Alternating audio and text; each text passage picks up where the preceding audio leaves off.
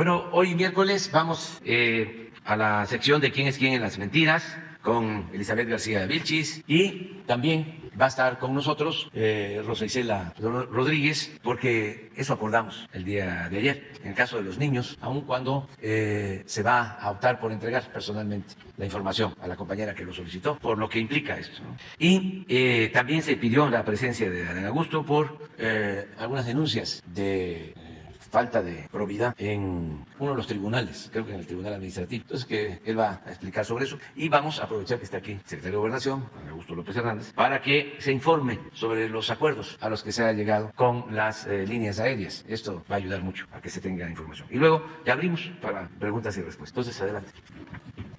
Buenos días, señor presidente, con su permiso, compañeras, compañeros. Hoy traemos dos notas que nos parecen de suma importancia. La primera: con tal de hablar mal del presidente, lo culpan hasta del cambio climático y la deforestación de la selva. Cual pepenadores de noticias falsas, políticos y figuras de la oposición viralizan hasta noticias viejas para cuestionar la construcción del Tren Maya. Entre el 2 y el 6 de mayo circuló en redes sociales un video en el que un ciudadano denuncia la tala clandestina en Comitán, Chiapas.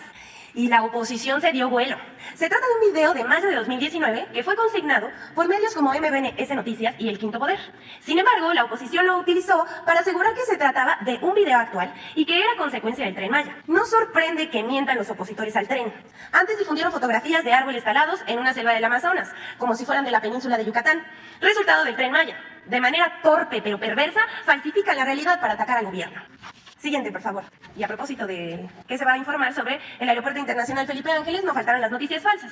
Es falso que haya un decreto para obligar a las aerolíneas a volar desde el Aeropuerto Internacional Felipe Ángeles. A pesar de que el presidente Andrés Manuel López Obrador aclaró el 19 de mayo que no existe un decreto para obligar a las aerolíneas a incrementar sus vuelos al Aeropuerto Internacional Felipe Ángeles, los medios de comunicación se han dedicado a decir lo contrario, que se obliga a las aerolíneas a migrar al AIFA, lo cual no es verdad. Lo cierto es que hay un acuerdo entre aerolíneas y el gobierno mexicano en el que Aeroméxico, Volaris y Viva Aerobús ofrecieron agregar vuelos al AIFA. Aeroméxico informó que para octubre de este año tendrá 30 vuelos diarios en el AIFA. Sin embargo, esto ha servido para lanzar su nueva campaña para descalificar al gobierno del presidente López Obrador. Que Denise Dresser se inventa un decreto que reduce los vuelos y los manda a viajar desde el AIFA. Eso es falso. ¿Qué dice Denise Dresser? Cuando escribí que el gobierno obligaría a las aerolíneas a usar el mamut mexicano del AIFA, López Obrador me atacó en la mañanera. 9 meses después, el gobierno decreta recorte de vuelos en el Aeropuerto Internacional de la Ciudad de México, precisamente para forzar eso que el presidente negó que ocurriría. Se equivocó 2 veces, pues no hay tal decreto. También dijo, bueno, no es cierto. También tenemos aquí el tuit, que si el AIFA es un capricho, como dice Jesús Ortega, que ahora es experto en aeronáutica. Y también tenemos a Héctor de Mauleón que dice, pero había que darle gusto al autócrata. Controladores advierten alza del 300% en incidentes aéreos por rediseño. Bueno, todo eso es falso. Lo cierto es que no se obliga a ninguna empresa a viajar desde el Aeropuerto Internacional Felipe Ángeles. A partir del diálogo emprendido desde el gobierno de México, las líneas aéreas del país acordaron aumentar voluntariamente sus frecuencias de vuelo desde y hacia el Aeropuerto Internacional Felipe Ángeles. Por último, les queremos compartir el tuit del caricaturista Antonio Rodríguez, que lo dice todo. Llama a la oposición controladores del odio. ¿Es cuánto, señor presidente? Buenos días a todos. Pues primero, en referencia a la pregunta, al cuestionamiento que se hizo al día de ayer respecto de 11 denuncias presentadas en contra de los magistrados del Tribunal Federal de Justicia Administrativa, respetuosos de la autonomía de esa instancia jurisdiccional, pudimos corroborar el día de ayer que no son el número que se señaló de denuncias presentadas en contra de magistrados del Tribunal de Justicia Administrativa. Fueron 4 denuncias, ninguna de ellas fue presentada, como dolosamente se señaló, por el presidente actual del Tribunal Federal de Justicia Administrativa. Fueron presentadas durante el año del 2021, 2 de ellas el 26 de julio del 2021, 2 con fecha anterior por querellas presentadas por el anterior procurador fiscal de la Federación, Carlos Romero Aranda. Las 4 líneas carpetas de investigación se encuentran en trámite por parte de la Procuraduría Fiscal de la Federación. 2 de los magistrados denunciados ya terminaron con su encargo y hay 2 de ellos que todavía ejercen sus cargos, pero aclaro que en ninguno de los casos fueron denuncias presentadas por el actual presidente del Tribunal Federal de Conciliación y Arbitraje, que termina su periodo de encargo el día 31 de diciembre de este año. Así que, pues seguramente es en el seno de la disputa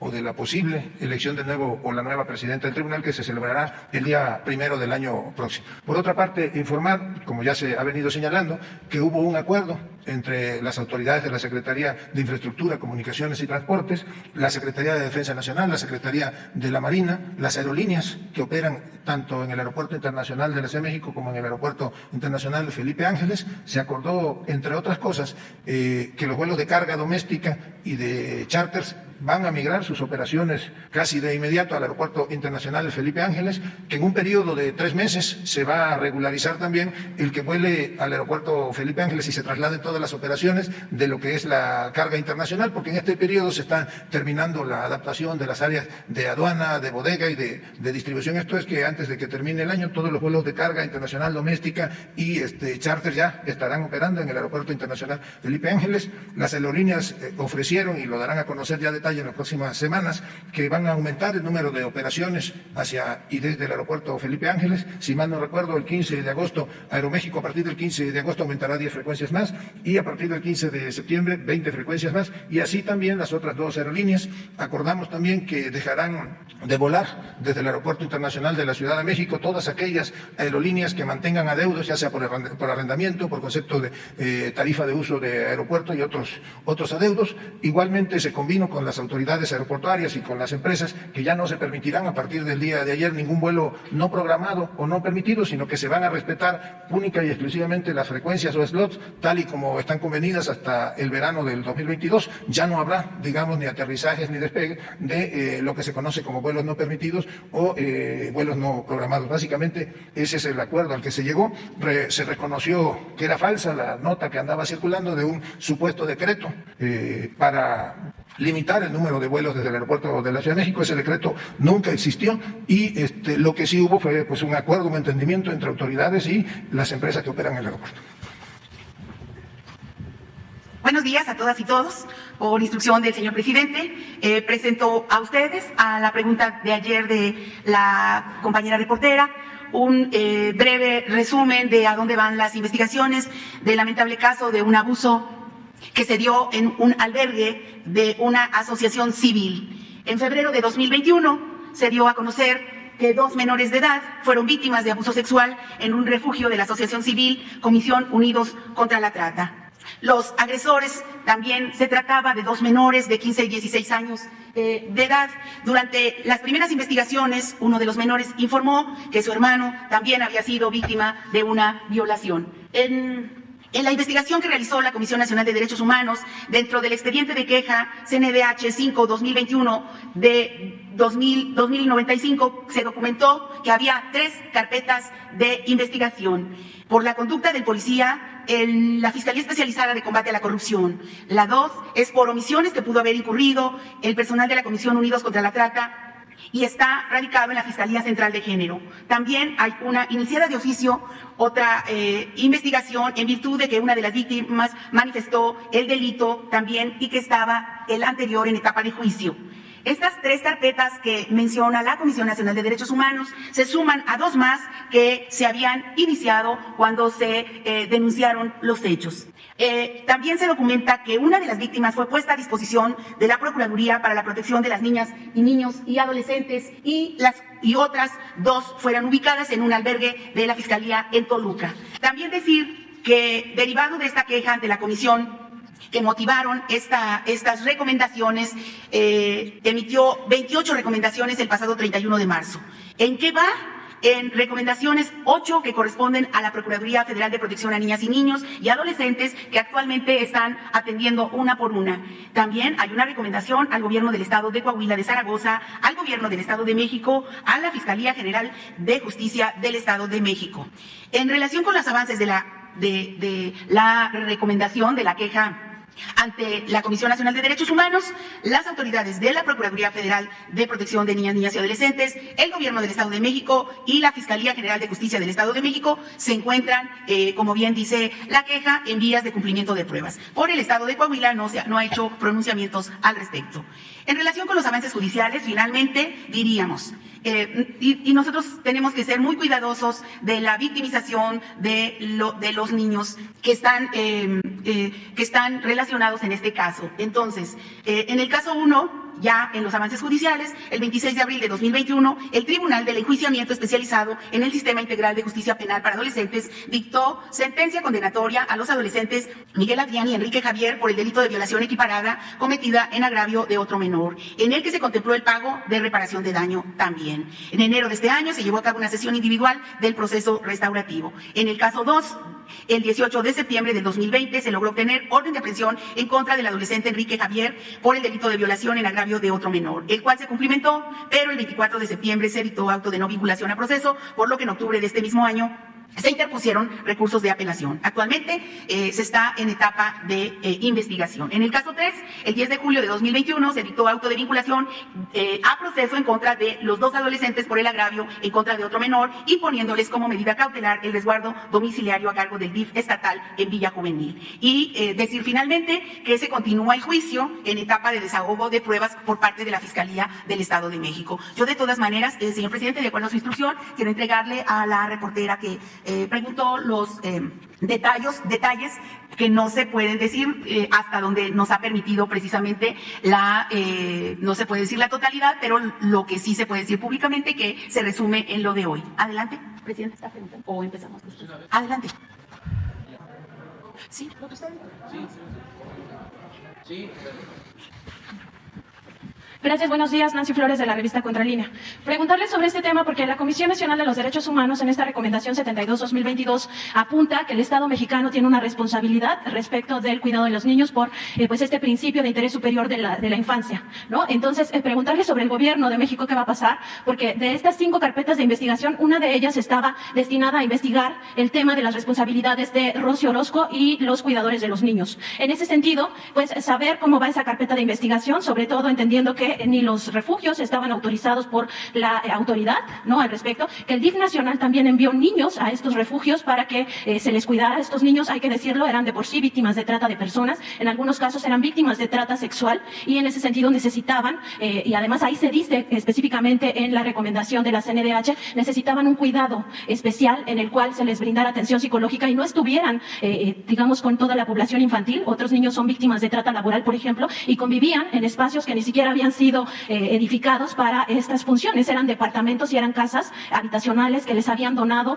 en este caso, el gobierno de Felipe Calderón Hinojosa. Entonces, preguntarle qué va a pasar con las responsabilidades de Rosy Orozco, quien ya se encuentra en Estados Unidos, y de la Comisión Unidos contra la Trata, cuál va a ser la responsabilidad de esta organización, de esta asociación civil, entendiendo que el Estado mexicano tiene una responsabilidad con estos niños que de por sí eran víctimas y que incluso los 2 niños que han sido ya juzgados en uno de los 2 casos, pues son víctimas también consideradas como víctimas por la propia Comisión Nacional de los Derechos Humanos. Yo decirle, primero, que tenga la certeza que las carpetas de investigación que están radicadas en el Estado de México y también en la Ciudad de México aún están abiertas. Todavía faltan varios pasos en el proceso de judicialización y que aún la Fiscalía y los jueces tienen varios procesos abiertos. Entonces, todavía no está dicha la última palabra. Nosotros estamos esperando esa parte, digamos, del propio proceso judicial. Pero también hay un grupo de trabajo que está atendiendo precisamente la problemática que existe, es real, a la que usted se refiere, sobre algunos albergues, digamos, particulares y en especial los que tienen los temas de tratas, no solamente de trata, no solamente de niños, sino también de mujeres. Y ahí hay una investigación abierta de este grupo de trabajo que encabeza los servidores públicos de varias dependencias, entre ellos Gobernación, también está el DIF y la Secretaría de Seguridad, por mencionar algunos, en donde estamos tomando decisiones respecto de ese caso. Aún sigue abierto porque no ha terminado el proceso judicial. Pero el DIF, efectivamente, en la carpeta que le estoy entregando, hay algunas actuaciones que están realizando. Sí, es de atención especial, primordial a lo que usted alude, con mucho gusto. No están cerrados la carpeta en concreto y siguen las investigaciones. Y preguntar también, porque en esta recomendación de la CNDH se identifica a 16 funcionarios de los gobiernos federales, estatales, en el caso de Coahuila y del Estado de México, que habrían posibilitado la impunidad en el caso de las 2 personas, de las 3 personas ligadas a los refugios, entre los cuales suponemos que está Rosy Orozco. En ese sentido, hay 2 funcionarios de la Procuraduría Federal de Protección a las Niñas, Niños y Adolescentes que participaron en estas componendas para generar esta impunidad. Se dice específicamente en el caso de uno de los funcionarios que recomendó dejar a los niños violados, son 3 niños de entre 7, 9 y 11 años, esa es la edad que tenían al momento de ser agredidos sexualmente por sus propios compañeros, porque los dejaban abandonados durante las noches y los fines de semana semana. Todo eso está documentado en la revista Contralínea y en ese sentido preguntar qué va a pasar con esos funcionarios, porque ese funcionario de la Procuraduría Federal, es decir, del gobierno federal, recomendó que se quedaran ahí los niños sin advertir que estos agresores sexuales también estaban ahí y que tenían estas condiciones. ¿Qué va a pasar en ese caso? Hay una revisión de responsabilidades precisas, no solamente de los relacionados con la propia comisión de trata, sino también con los servidores públicos y no hay impunidad en este caso. De cualquier forma, de cada una de las decisiones hay, digamos, documentos en donde se está revisando cuál fue la actuación de cada servidor público.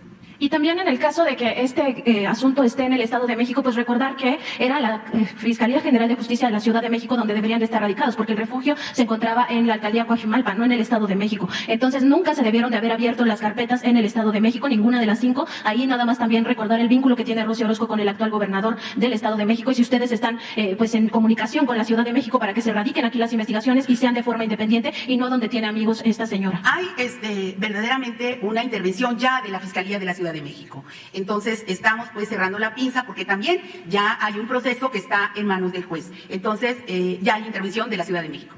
Y en ese sentido también conocer qué se está haciendo específicamente con esta intervención de la Ciudad de México. ¿Se van a abrir investigaciones o qué es lo que están haciendo?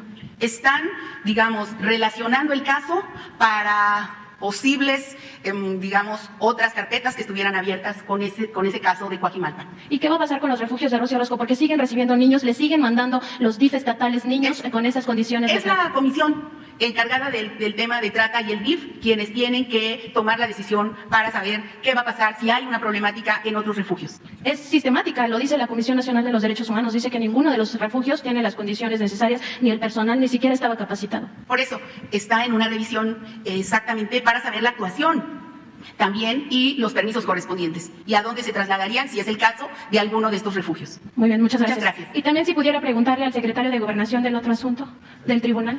Respecto del Tribunal Federal de Justicia Administrativa, bueno, comentar que son denuncias que se hicieron ante la Procuraduría Fiscal en el periodo del ex procurador fiscal que acaba de terminar, y de estas solamente 4 se volvieron querellas. Eso es una realidad y también es una realidad que existe este cambio, ¿no? Esta siguiente elección que va a haber de magistrado presidente. Nada más preguntarle si tuvo la oportunidad de hablar con los 11 magistrados que están involucrados en estas denuncias que se hicieron en su momento en la Procuraduría Fiscal, y sobre todo si ha tenido oportunidad de revisar el tema de las acusaciones en contra de todos los magistrados por temas de corrupción, donde se habla incluso de amaños de juicios, recordando que este Tribunal Federal de Justicia Administrativa lleva a cabo estas querellas por parte de grandes contribuyentes, por ejemplo, ¿no? Donde se quejan de que les están cobrando de más, que son grupos de interés pues muy específicos, transnacionales incluso, que llevan sus asuntos a este tribunal y que acaban resolviéndose a veces en contra del propio Estado mexicano, y esas son las denuncias que existen de corrupción al interior de este tribunal. Bueno, primero le preciso, no son 11 las denuncias, son 4 las denuncias que han sido presentadas. Las que se convirtieron en querellas sí son 4, pero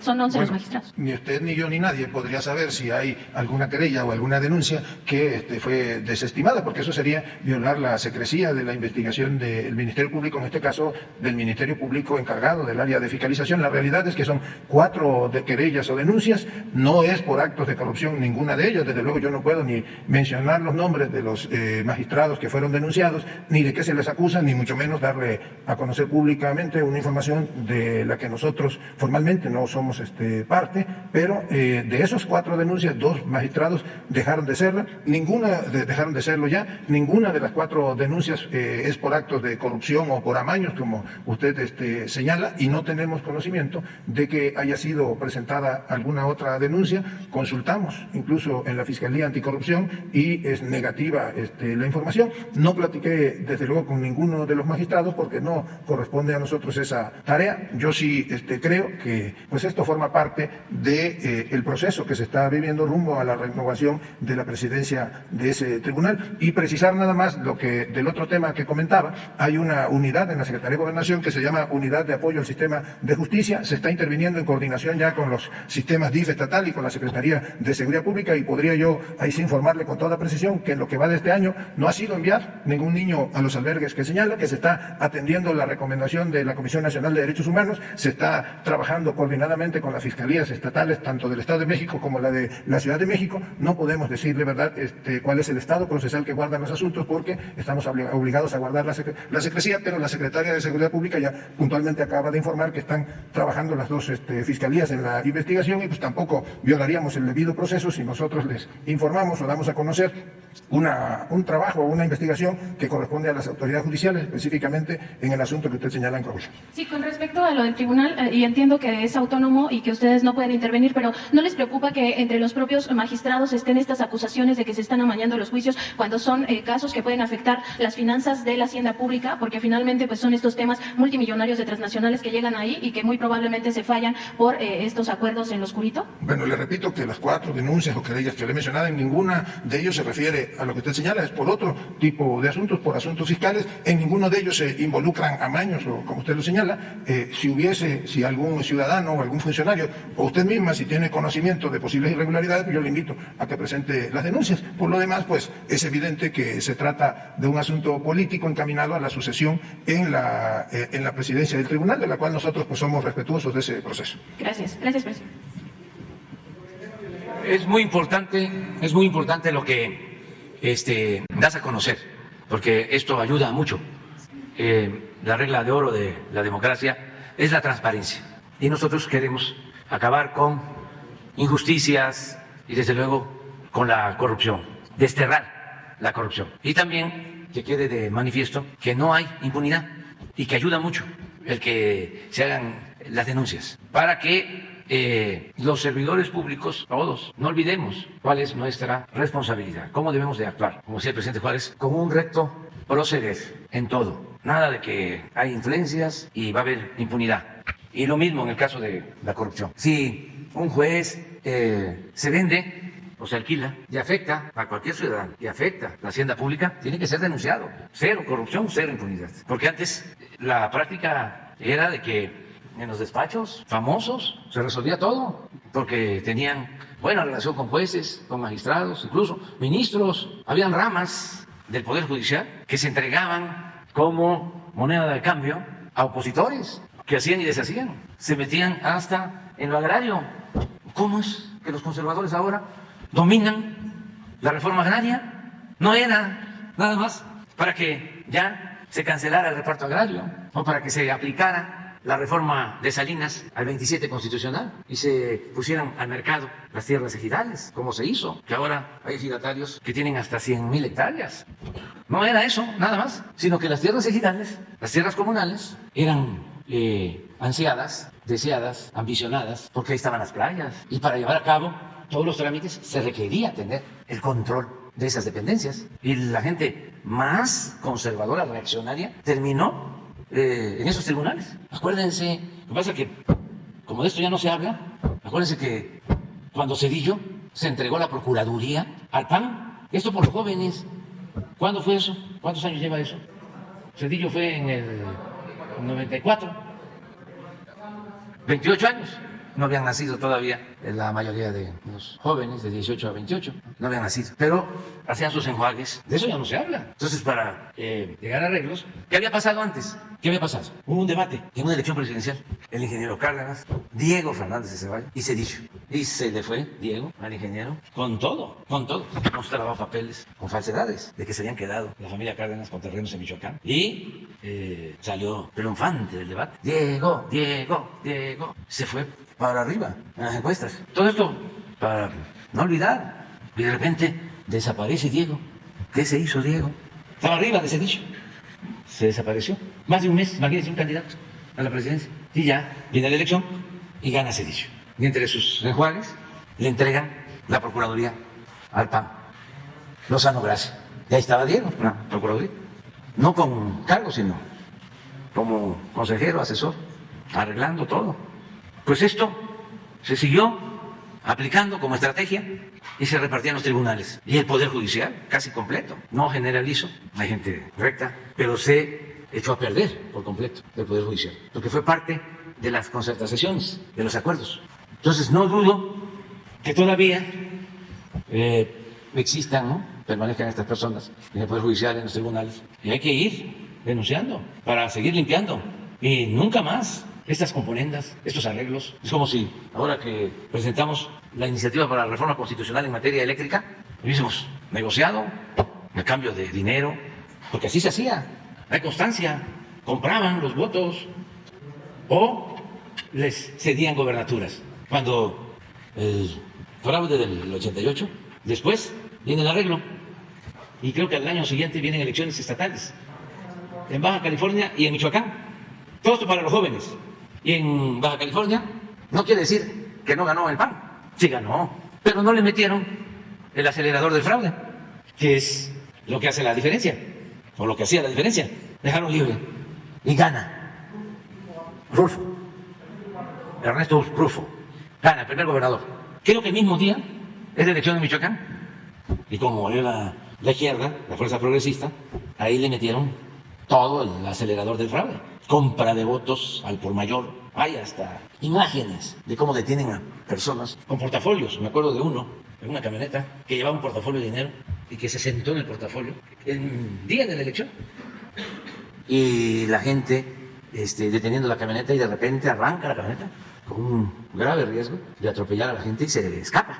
Y pues no solo el fraude, represión, muchos muertos en Michoacán y en Guerrero y en otros estados, en Morelos. Entonces, mediante el acuerdo se avanzaba. Por eso se empezó a decir que existía un contubernio que ya ahora ya es público y notorio. Pero en aquel entonces todo eso se hacía en oscurito y todavía había la duda, porque no se descaraban tanto. Acabo de ver hace unos días, creo que fue antier o ayer, a ver si lo consiguen, un meeting. Van a decir que eso no nos corresponde a nosotros, pero esto es enseñanza, orientación, concientización, para comprender por qué tanto coraje de los opositores, ¿no? Es un acto de una candidata, creo que del PRI o del PAN, al final creo que se define del PRD, de todo este mecanismo, ¿no? De lo más extraño, toda esta mezcolanza en que se convirtió la oposición. O sea, como el PRI se une al PAN, como el PRD se une al PAN y al PRI. Bueno, los principios y el programa, ya hemos visto aquí cómo en historia de la formación de los partidos políticos en México, cómo se funda el Partido Comunista en 1919, el PNR, que es el actual PRI, después de varias transformaciones, se fundó en 1929, Partido Nacional Revolucionario, y luego en el 38 pasa Partido de la Revolución Mexicana, en el sexenio del general Lázaro Cárdenas, y al año siguiente, en el 39, para oponerse a la expropiación petrolera y a la política popular y patriótica del general Cárdenas, surge el PAN en 1939. Y luego como el PRI, surge porque el Partido de la Revolución Mexicana se convierte en 1946 en PRI, Partido de Revolución Institucional, y como luego hay la alianza con Salinas en el 88, esto como estoy refiriendo, y se unen, pero no tan abiertamente, sino todavía fingían y engañaban que eran distintos. Surge en 1989 el PRD y ahora todos juntos, con historias distintas. Con todo respeto, pues, las posturas de Manuel Gómez Morín como opositor fundador del PAN, pues no tenían que ver con el PRI, como tampoco tenía que ver con el PAN el general Lázaro Cárdenas, ni Adolfo López Mateo, ni quienes fundamos el PRD. ¿No tienes jazz? A ver, fíjense esas cosas, sientes. Ponle volumen. ¡Vamos en coalición! También es un orgullo compartir esta coalición con el PAN, pero sobre todo, para mí es un orgullo pertenecer al PRD. Un orgullo representar a mi partido, el Revolucionario Institucional. Un orgullo representar a mi partido, el Revolucionario. Bueno. Y luego en el aeropuerto, tú. Luego tú, tres. Ahorita te van, tú y tú. Señor presidente, buen día. Carlos Guzmán de Aba, Noticias de Veracruz. Por principio, aprovechando que está aquí el secretario de Gobernación, antier hubo una reunión muy importante. Se definió lo que dice el señor presidente en cuanto al tema de mudanza de operaciones al AIFA. Es preguntarle algunas dudas. Si en esa reunión estuvieron controladores aéreos, yo en algún momento cubrí fuente aeroportuaria cuando estaban los sindicatos INRA y UNRA, que eran famosísimos porque había disputas entre el gremio periodístico por ganar las notas. Pasábamos a las pistas del aeropuerto de la Ciudad de México prácticamente a boca de avión. Es preguntarle si estuvieron presentes controladores, secretario de Gobernación, y también para el señor presidente, ver si usted estima conveniente que venga aquí el director del AIFA, el general Pastor.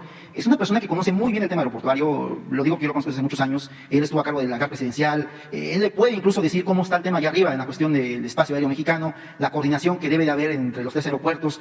Es una persona, el general, totalmente experta, incluso le puede organizar una gira de Biden si gusta, porque tiene mucho conocimiento del tema aeroportuario, que le comente a la gente con santos y señas, como se dice en el argot popular, de cómo está el tema, hay riesgo, no hay riesgo, por qué no hay riesgo. Incluso Vox Populi por ahí dicen que a los controladores de 2 líneas europeas les pagan el triple por venir al aeropuerto de la Ciudad de México a trabajar, a traer vuelos, porque es el tercer aeropuerto con más riesgo en la cuestión del mundo. El primero es uno de Italia, el segundo es uno de Bogotá, y el tercero Ciudad de México. Es preguntarle esos temas, si es que estuvieron controladores aéreos. Dicen que faltan más de 300 controladores aéreos en el aeropuerto. Preguntarle si es que se contempla, en dado caso de que no se resuelva el tema aéreo, tener controladores de la Fuerza Aérea Mexicana. Y en esencia es eso, señor presidente, pedirle que venga un experto como lo es el general director del AIFA.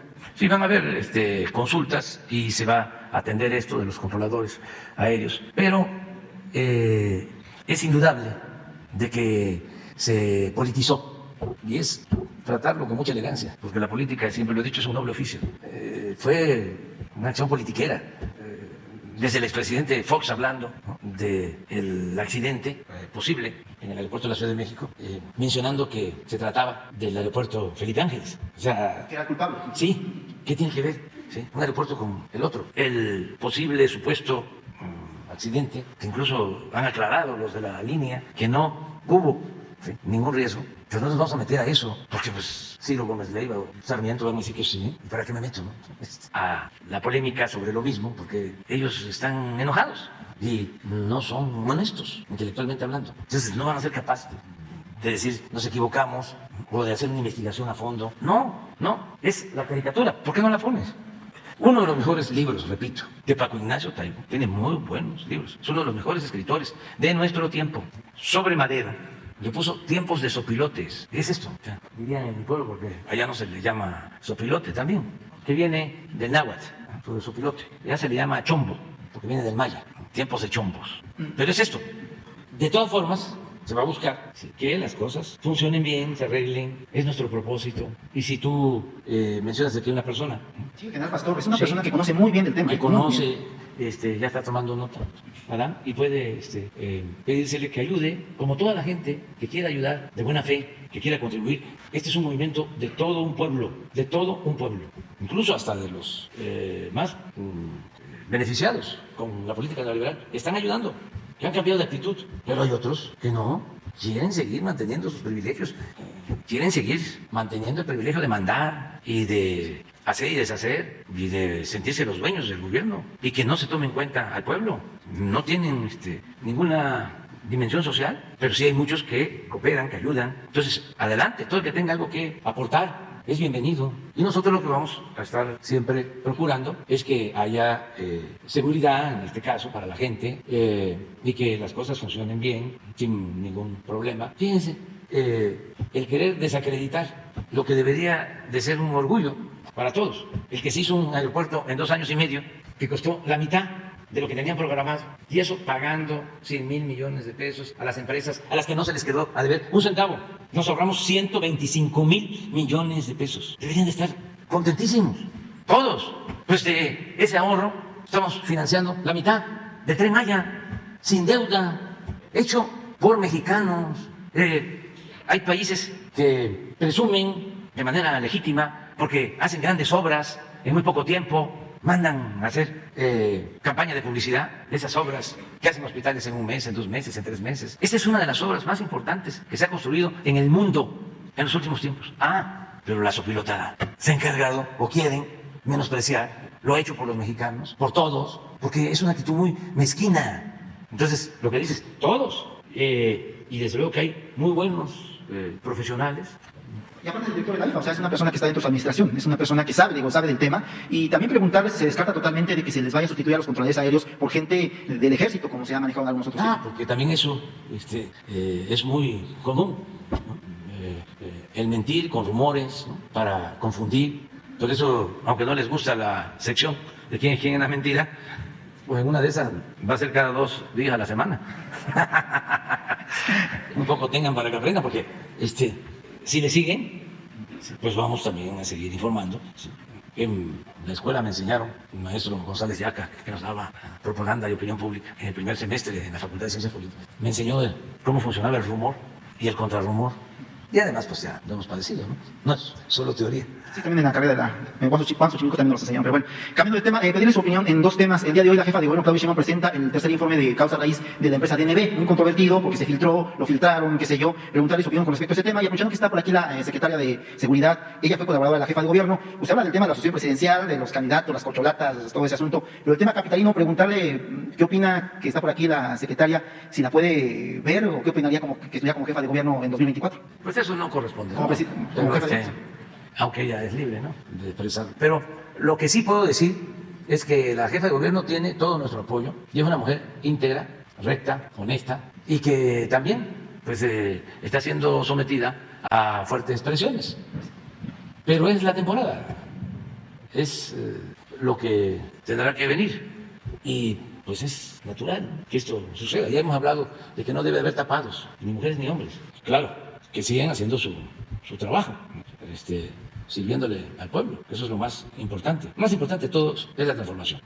El poder solo se convierte en virtud cuando se pone al servicio de los demás. Eso no hay que olvidarlo nunca. El poder solo tiene sentido y se convierte en virtud cuando se pone al servicio de los demás. Cuando, sinceramente, preocupa la pobreza, la marginación, el sufrimiento de los demás. Cuando se le tiene amor al prójimo. Cuando se busca la felicidad de la gente. Ese es el poder.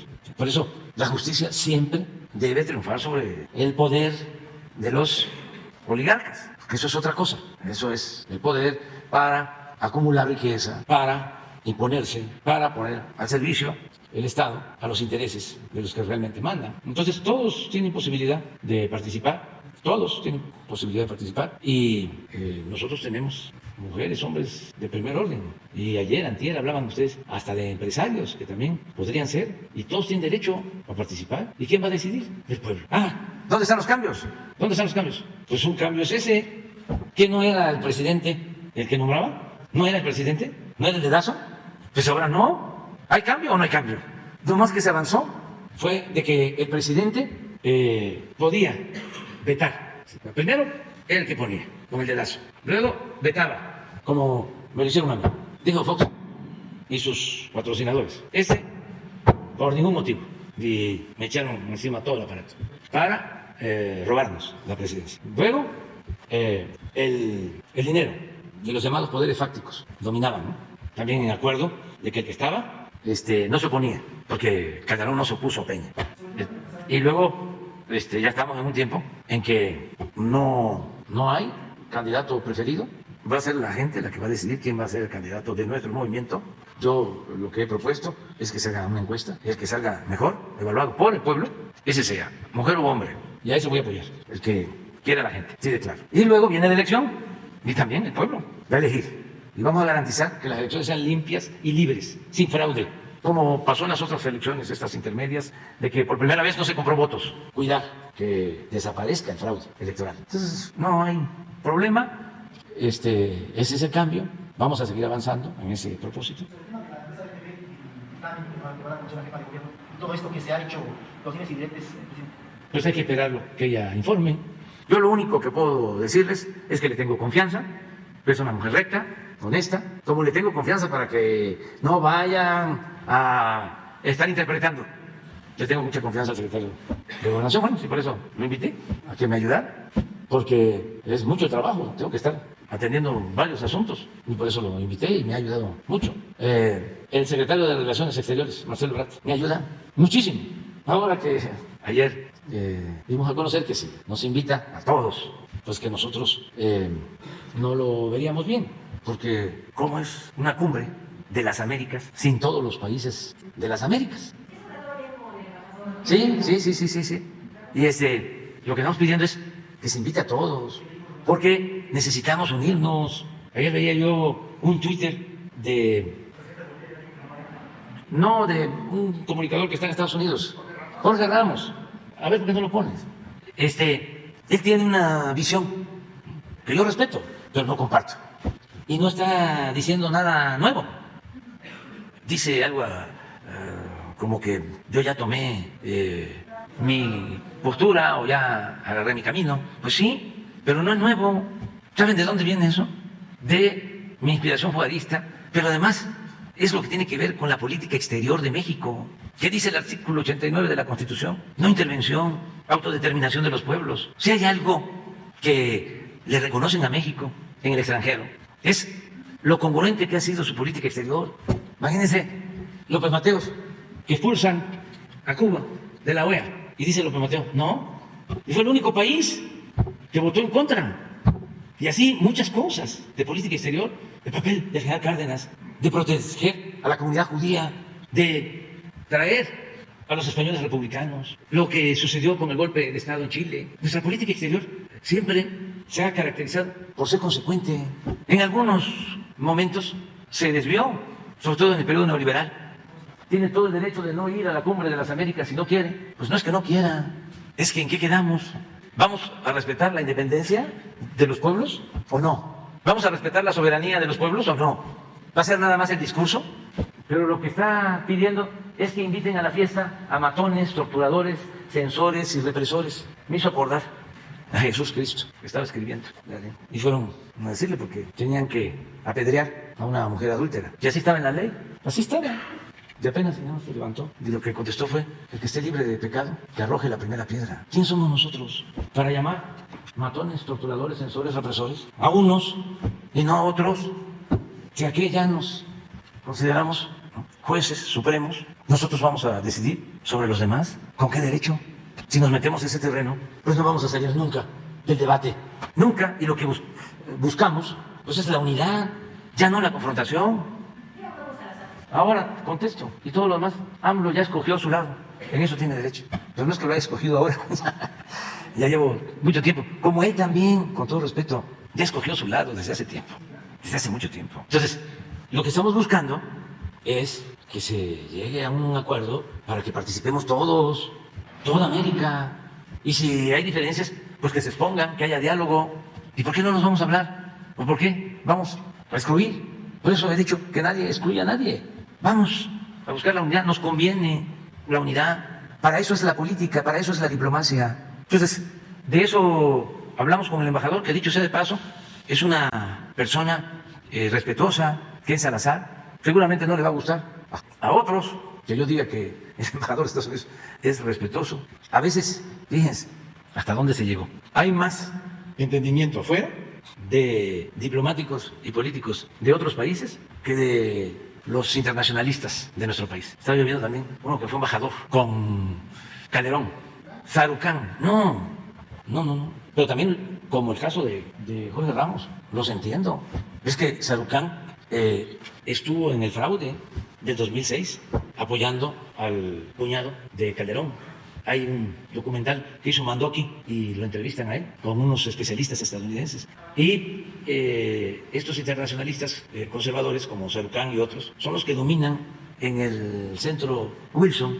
Una vez me invitaron, que he estado como 2 veces ahí, pero todos los investigadores, analistas, contrarios a la posibilidad de un cambio en México y aplaudidores de la política de Washington. No estoy hablando de analistas estadounidenses, no, mexicanos. Ese centro Wilson tiene esa característica. Ahí se reúnen para hablar mal de nuestra política. Una vez fui, antes de ser candidato, ya era yo candidato, iría a conocer mi postura sobre política energética y no les gustó, porque pues, como dice Jorge, ya escogieron su lado. Entonces nosotros vamos a seguir con lo mismo, vamos a seguir convenciendo, persuadiendo, que no se excluya a nadie, que participen todos. Yo no sé cómo lo externé aquí textualmente, pero lo vincularon con Cuba, con Venezuela y con Nicaragua, aunque ya me habían hablado, otros presidentes ya me habían preguntado que no están contentos. Por ejemplo, el de Bolivia ya me había dicho de que no consideraba eso adecuado, que era una falta de respeto. Ya me había dicho, ya habíamos hablado. Y ahora que fui en la gira también, muchos me pidieron mi opinión.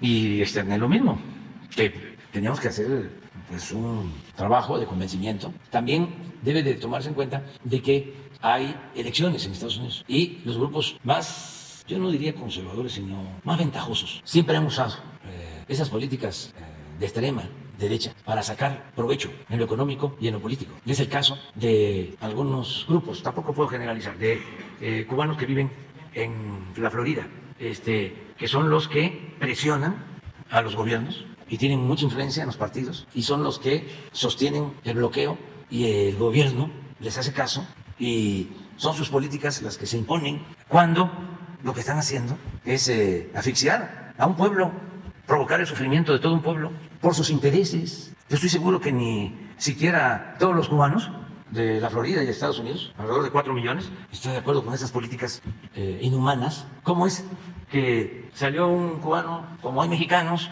en Estados Unidos, pero no le puede mandar dinero a su familia? Aquí, nuestros paisanos que los queremos tanto por lo que han hecho de salir adelante, que se han echado a andar arriesgándolo todo para buscar algo que mitigue su hambre, su pobreza, y salen adelante. Y además, por si fuese poco, porque imagínense, si se hubiesen quedado aquí con toda la crisis del periodo neoliberal, hubiese habido un estallido. Optaron por salirse y ir a trabajar y a buscarse la vida en otras partes. Son héroes. Y ahora nos ayudan mandándole a sus familiares más de 50,000 millones de dólares. Y estamos proyectando que van a llegar a los 60,000 millones de dólares. Es la principal fuente de ingresos de nuestro país. Pero en el caso de Cuba, nada, porque hay una ley que prohíbe. ¿Qué es eso? ¿Y dónde está el humanismo? ¿Qué tiene que ver los pueblos con los gobiernos? ¿Por qué sacrificar al pueblo?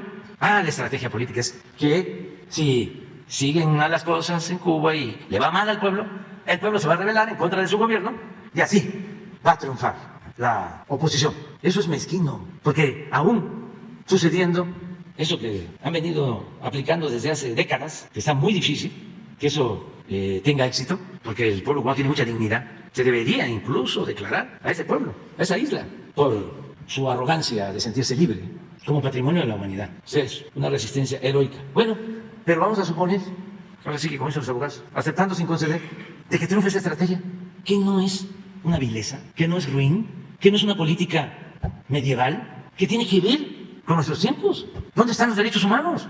Me recuerdo a los burgueses de Calais, que los inmortalizó Rodin en una escultura de cuando fueron sitiados y pedían la cabeza de los más ricos de los burgueses para que no se muriera el pueblo sitiado, y fueron uno a uno ofreciéndose. O los pueblos que han resistido este tipo, ¿no?, de sitios y que se han inmolado por la dignidad de los pueblos. Entonces, yo le tengo mucho respeto al presidente Biden. Él es una gente humana. Entiendo sus circunstancias por estos malandrines a los que hice referencia, que están ahí presionando, pero ya es tiempo de cambios. Y decirle al presidente Biden que así como va a tener esa oposición, también si toma una decisión de invitar a todos los pueblos de América Latina, van a saber reconocerlo, porque se abre una etapa nueva. Inauguramos una etapa nueva para el diálogo, para el entendimiento, para resolver nuestras diferencias, respetándonos, y además para unirnos como la Comunidad Económica Europea, como la Unión Europea, y fortalecernos como región. Eso es un gran legado a las nuevas generaciones. Entonces, Marcelo me ayuda en eso, regresando al tema, y así me ayudan todos y todas. A ver, vamos. El embajador es muy buena persona. Pues que todavía hay tiempo para poder atender este asunto, pero ya había que ponerlo en la mesa, ya era el momento, para que con tiempo se vaya analizando. Yo repito, le tengo mucho respeto al presidente Biden. Él fue vicepresidente cuando el presidente Obama fue a Cuba, estuvieron en una cumbre. Es más, en la última cumbre se invitó a todos y fue una cumbre organizada por el Partido Republicano. Estaba en la presidencia el presidente Trump. ¿Pero por qué ese cambio ahora? Al contrario, sí hemos avanzado mucho en el entendimiento y nos necesitamos. Están creciendo otras regiones del mundo, se están integrando. ¿Por qué no nos unimos en todo el continente americano? No hay problemas graves, podemos llegar a acuerdos. Ya nuestros pueblos lo que quieren es que haya progreso con justicia, no los pleitos, no las confrontaciones, no las cargas ideológicas. Juicio práctico. Vamos a que no sufran nuestros pueblos. Vamos a aplicar la política de ayuda mutua, de amor al prójimo. No es el poder por el poder, el imponernos, la hegemonía. Eso se impuso hace 200 años. ¿Qué? ¿No vamos a cambiar? ¿Va a ser lo mismo? Se necesitan las transformaciones. Son tiempos de cambio. Ya no se puede poner vino nuevo en botellas viejas. Y es un sentimiento de millones de latinoamericanos, de todos los pueblos de América. Entonces yo creo que sí es importante esto y no evadir la discusión, el debate respetuoso. Sería algo excepcional, extraordinario, un ejemplo de que en los hechos buscamos hermanarnos. Y todos tenemos que respetarnos. Al momento de que se invita a todos, ni modo que el que está invitando va a actuar de manera irrespetuosa o el que llega va a ir a insultar. Es otra cosa. A todos nos obliga un acto así a la prudencia, a autolimitarnos y a tratar los temas de fondo para conseguir sociedades mejores. Ese es el propósito, eso es lo que estamos buscando. Pero bueno. Buenos días, señor presidente. Buenos días, señores del gabinete. Eduardo Esquivel Ancona, SDP Noticias. Lo primero que quisiera preguntar es ¿qué se está haciendo o ya estamos a punto de recuperar la categoría 1 de seguridad aérea? Esto se lo digo porque esto impulsaría mucho al AIFA, ¿no? Ya recuperar eso, porque ya se podrían establecer nuevas rutas hacia los Estados Unidos y ser más internacional el vuelo. ¿Y qué hay de cierto de una empresa, una línea aérea nueva que se llama Araela, de José Luis Garza, de un empresario, que dicen que van a tener rutas del AIFA a Estados Unidos y a varios lugares del país? ¿Qué hay de cierto de esta empresa? Ojalá y sí sea cierto. Esa sería mi primera pregunta. Sí, pues se están haciendo todos los trabajos para recuperar la categoría en el aeropuerto de la Ciudad de México, en todo el país. Se está trabajando en eso, lo está viendo la Secretaría de Comunicaciones, entregando toda la información, y lo está haciendo también la Secretaría de Relaciones Exteriores. No tengo información sobre la nueva línea. Lo que sí hemos dicho es de que hay facilidades para tener nuevas líneas aéreas, porque hay muchos sitios que requieren de aviación comercial. Hay aeropuertos que requieren de que lleguen los vuelos. Entonces estamos también en eso, dando oportunidades y facilitando permisos en el caso de que se trate de líneas aéreas serias y que quieran empresarios invertir. Nosotros ayudaríamos en esto. En una segunda pregunta, señor presidente, ¿qué opina usted o cómo ve este caso de la nueva narrativa que están haciendo la oposición, diciendo que la contaminación de la Ciudad de México solo se debe a la termoeléctrica que está en Tula, que usa combustóleo? Pero dan las noticias así, inclusive la senadora Xóchitl Gálvez dice que había vivido engañada, que eran los automóviles los que contaminaban, pero creo que ahora sí está engañada, porque según los científicos que han estudiado esto, el 60% de la contaminación de la Ciudad de México se debe a los automóviles y al tránsito, al mayor tránsito. Y este es por un lado, pero esta narrativa de los conservadores va más allá. Están diciendo que hay mucha producción de combustóleo, que Pemex está, entonces que no tiene mercado, y entonces lo único que se hace es consumirlo en las termoeléctricas, porque ya no se puede en los barcos. Pero inclusive hay expertos, hay un tal Víctor Ramírez que se la pasa todo el día anunciando esto, y yo en debates les he demostrado que el más del 80% de la producción de combustóleo se exporta. Ya lo he dicho varias veces en esto, pero estos señores, les mandé la información de Pemex, la información oficial, y pues como que no entienden, no hablan de la decotizadora que se está construyendo en Tula, precisamente para ya no hacer combustóleo, sino que hacer diésel. Y esto del combustóleo se hace mucho por cómo dejaron las refinerías en los sexenios pasados, ¿no? Los dejaron para la basura casi. Se ha invertido mucho en rescatar. Y hay otra cosa, también según me dice en una entrevista que le hice al ingeniero Carlos Morales Bielmas, me dice, solo hay 19 termoeléctricas en México y solo 5 usan combustóleo. Las otras 14 son duales, o sea, pueden hacer con gas natural o con combustóleo. Entonces, y prefieren el gas natural porque es más barato, pero luego cuando hay las crisis como la que fue en el año pasado del gas natural, pues se tuvo que usar para salir más rápido de esta crisis. Y también lo que me decía el ingeniero es que se están construyendo en Yucatán dos plantas de ciclo combinado en Yucatán para tener pero necesita que el gasoducto del Mayacán tenga más gas para poder surtir y la península de Yucatán está pues con más demanda de electricidad, entonces eso sería muy bueno, ojalá ya se acabe en esta. Y también se está construyendo otra en Tula, otra para cambiar la termoeléctrica a una de ciclo combinado, espero que ya sea cierto. Y hay otra cosa que tampoco ven en la Semarnat hizo un estudio sobre la contaminación en Nuevo León. Todo se refiere, sobre todo en la zona urbana de Monterrey y sus aledaños, de la refinería de Cadereyta, que es la que más. Pero la Semarnat hizo un estudio muy profundo, muy profesional, y vio que 8 plantas de ciclo combinado de privadas contaminan más que la refinería en dióxido de nitrógeno, un 400%. Y tres de estas plantas de ciclo combinado son de Iberdrola y estas contaminan más en un 141% en dióxido de nitrógeno. Entonces, yo quisiera preguntarle, ¿cómo ve esta narrativa? ¿Qué se tendría que hacer para que la gente supiera la verdad de que se está haciendo todo para ya no usar combustible, para la refinación se haga diésel y parar estas mentiras, ¿no? Ese sería. Sí, pues mire, todo esto que está pasando en Hidalgo es por también la campaña. Va a haber elecciones y se están llevando a cabo acusaciones sin fundamento.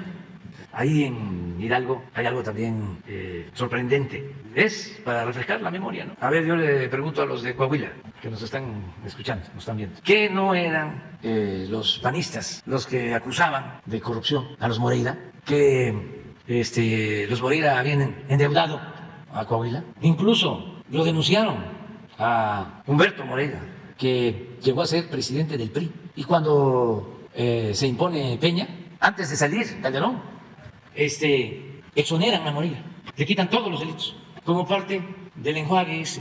Y todavía allá en Coahuila seguían con la cantaleta de que estaban los panistas en contra de los Moreira.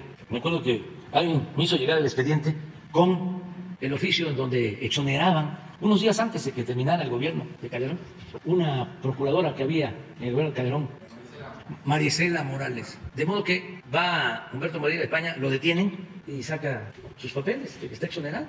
Ahora resulta que en Hidalgo, un Moreira, Rubén, aliado al PAN, así como la compañera que vimos aquí, igual. Y la señora Xóchitl Gálvez, pues lo mismo. Hace unos días, no vayan a creer que estoy todo el tiempo lloviendo las tablas, pero de vez en cuando, ¿no?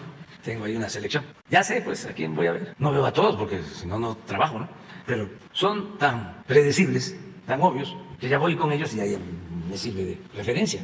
Entonces, vi una declaración de Xóchitl Gálvez cuando la refinería en Tula, y ella dice, le he pedido al presidente Calderón que ponga aquí la refinería, y se va a poner aquí la refinería. Que no hicieron nada, pues. Sí, la barra, nada más. Pero ahí está. Bueno, y pues constantemente. Ayer, que van a poner, si ganan, el tren Tolteca. El tren Tolteca, ¿no? Cuando menos ya no van a estar en contra del Tren Maya, ¿no? En estos días. Pero, ¿qué podemos decir sobre el combustible?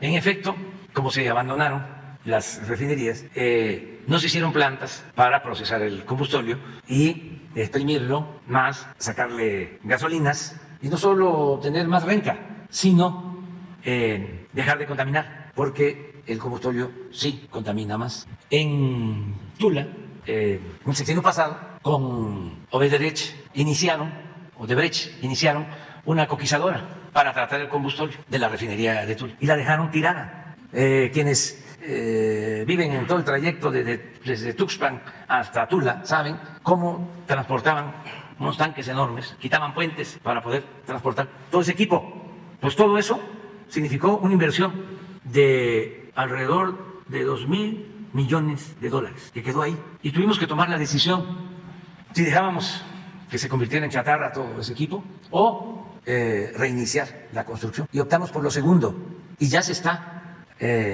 construyendo la coquizadora de Tula. Estamos destinando 2.500 millones de dólares adicionales. Es una inversión como de 50.000 millones de pesos en Tula. Y se va a tener ya esa coquizadora y eso va a significar que ya no va a haber combustóleo. Esa es la buena noticia. Y vamos a procesar ahí el combustóleo de Salamanca y de Tula, porque va a tener capacidad la coquizadora. Entonces se va a dejar de contaminar, que como tú dices tampoco es por esa razón que existe la contaminación en el Valle de México. Sin embargo, estamos en temporada de elecciones y utilizan todo.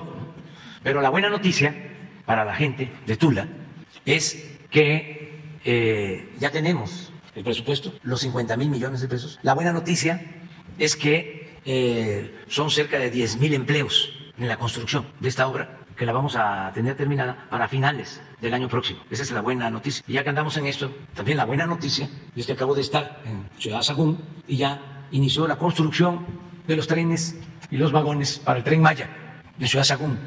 Sí. Y esto significa una inversión de más de 40.000 millones de pesos, que va a ayudar mucho a obreros de esta zona del estado de Hidalgo. No me pueden multar por estar hablando de esto, de Hidalgo, porque tú me lo preguntaste y además te van a multar a ti. ¿O me vas a ayudar? Muy bien, ya, vámonos. Mañana. Manden. Hoy tengo mucho trabajo también. Sí. Jesús les va a entregar la agenda. ¿Sí? Tenemos bastante trabajo. ¿Con quién?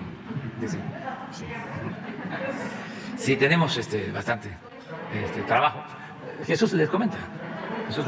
Bueno, que la pasen bien ustedes.